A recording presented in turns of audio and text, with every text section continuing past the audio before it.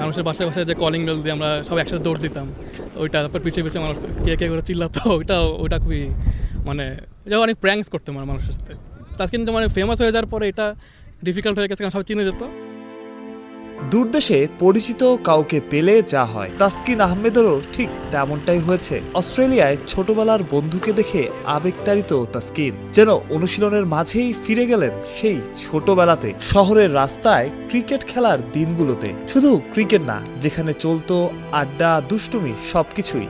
তবে সেই সব দিন ফুরিয়েছে। তাসকিন এখন বাংলাদেশ ক্রিকেটের তারকা। পুরো দেশের মতোই তাসকিনকে নিয়ে গর্বিত তার বন্ধুরাও।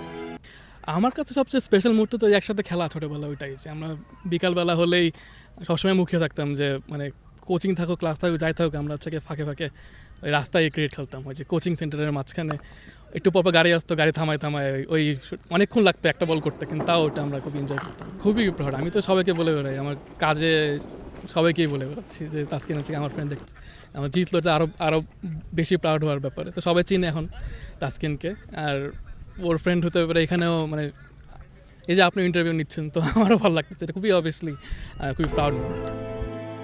বন্ধুদের কাছে তাসকিন প্রিয়। বাংলাদেশের সাবেক পেস বোলিং কোচ অ্যালান ডোনাল্ডের কাছে প্রিয় ছিলেন তাসকিন। সেই ডোনাল্ডের মতোই পুরো পেস ইউনিটকে আগলে রাখেন ঢাকা এক্সপ্রেস, যার যখন প্রয়োজন তাসকিন হাজির।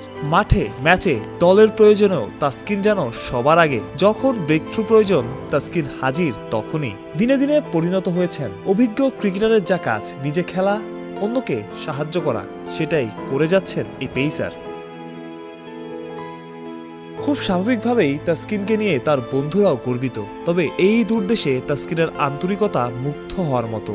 দূর থেকেই বন্ধুকে দেখে ছুটে যাওয়া, একজন বন্ধুর এর চাইতে বেশি আর কি বা চাওয়ার থাকতে পারে। মানুষ প্রত্যয়, বিডি ক্রিক টাইম, ম্যাকাই, অস্ট্রেলিয়া।